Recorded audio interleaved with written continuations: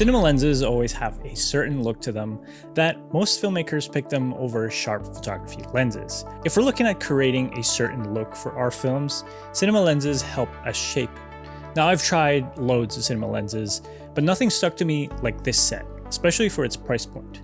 What you're seeing is the Thypoch Simera-C lenses.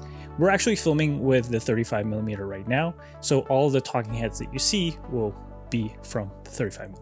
It's designed and crafted to have a median between modern and vintage at the same time. Like if they made the Leitz Simera-C modern but also more price accessible and lighter design for popular cinema or mirrorless hybrids that we have today. In this video, we'll cover why I'm calling this my favorite cine lenses of 2025 and potentially the years going forward.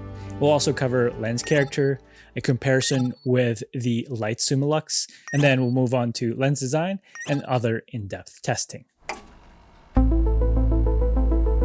So the biggest thing is the M mount, and it's the reason why it's so small. Leica M mount allows the design to be small and compact compared to PL mounts where it needs to have bigger physical attributes. The Leica M mount can be small due to its design. Each lens is only about 300 grams, making it perfect for small mirrorless bodies like the FX3, and when I travel, I usually use the A7C II, and this is the perfect combo in my opinion.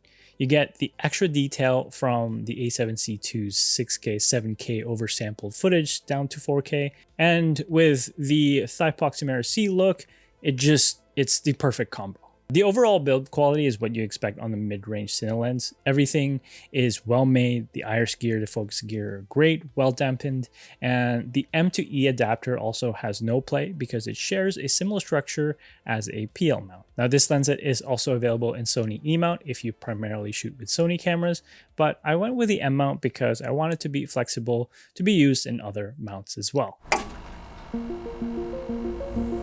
To understand why the Thypoch Simera-Cs are making so much noise, we have to talk about the legend that they're chasing, the Leitz Cine Simera-C. In the film world, the Simera-Cs are basically the Porsche 911 of glass. Most high-end cinema lenses are big, heavy, bulky, but Leitz changed the game by making a lens that was tiny, surgical, and incredibly fast. Some movies that are shot with these are Birdman and The Revenant, and for TV shows, Stranger Things in the early seasons. To describe the Leitz look in a simple way, I would say it has creamy sharpness, because most modern lenses are too sharp. They either make the skin look sandpaper or plasticky, but the Simera-C lenses have this magic ability where they still show every detail while making the actors look beautiful and natural. It's not the overly detailed pores, it's creamy, but it's still sharp. It's almost like magic. The Simera-C proved that you could have a T1.4 iris in a body smaller than most fast cinema lenses during its time. Thypoch is positioning the Simera-Cs as a modern take on that exact philosophy. They're trying to give you the same T1.5 speed, the same compact stealth body, and that signature gentle but sharp look, but at a price point that doesn't require a Hollywood studio's bank account. It's essentially the track-tuned version of the original. It's leaner, it's built specifically for modern mirrorless cameras, and it's stripped of the luxury brand tags to make it a practical tool for the way we shoot today. But the real question is, does a lens that cost a fraction of the original actually hold up to that legacy? Let's look at some comparisons between the Leitz Simera-C versus the Thypoch Simera-Cs. Let's look at the bokeh of these two lenses. I think the Thypoch wins on this one because it cleans up the bokeh rather than a distraction that we see in the Simera-C. It has this onion ring-like character that could be deemed as a flaw, but either way, it really comes to personal preference on what we like more in our images. But for me, the Thypoch is cleaner in my opinion. In terms of focus, the Thypoch also has a better roll-off in the midpoint. Instead of a harsh dip from the focus point, it gradually smoothens out of focus instead of a sharp cut compared to the Simera-C. Now in terms of distortion, they closely match, so I don't think there's a clear winner here. But for the depth of field, the Thypoch has a slight edge at wide open, having the soft edges that looks beautiful and also looks cohesive as a background rather than the Simera-C having sharp edges.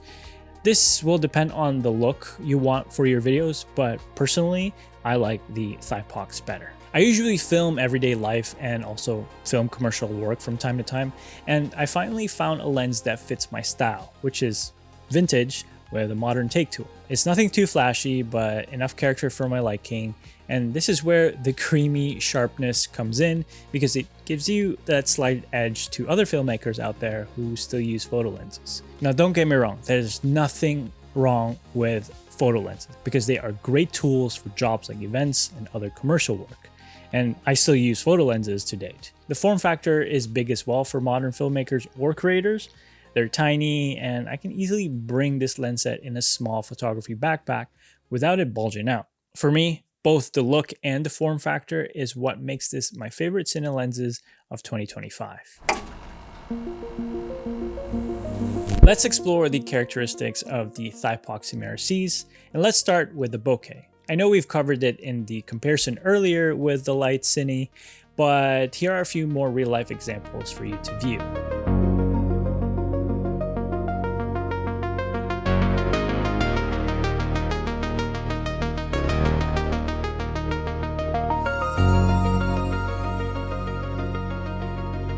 Chromatic aberration is here, but it is a part of the look. It's subtle, it's not in your face, but in my opinion, less is more, so this is the perfect amount of chromatic aberration to my liking. It gives it a bit of that vintage look without overdoing it. Here are the distortion performance of all 5 lenses.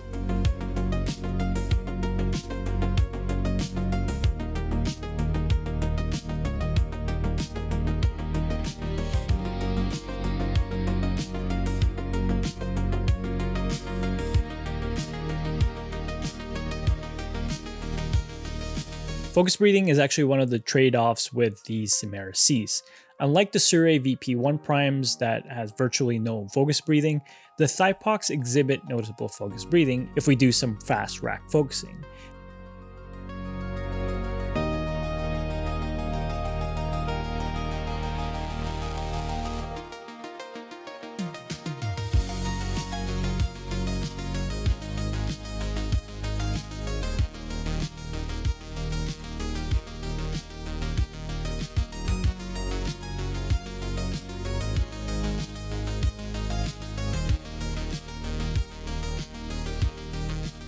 Last is flaring. I do love the flaring of these lenses. I could use this for something creative. Maybe a transition, or maybe to showcase the warmth of the day. Flaring with these lenses aren't too dramatic, which is good for most videos. Overall, very little cons for my taste and a lot of lens characteristics that fit my personal preference. It's up to you if it fits your taste and see if they are also great for your work. This is what it looks like during low light, and I thoroughly enjoyed filming my day-to-day life with it. I actually can't wait to use these on commercial projects moving forward.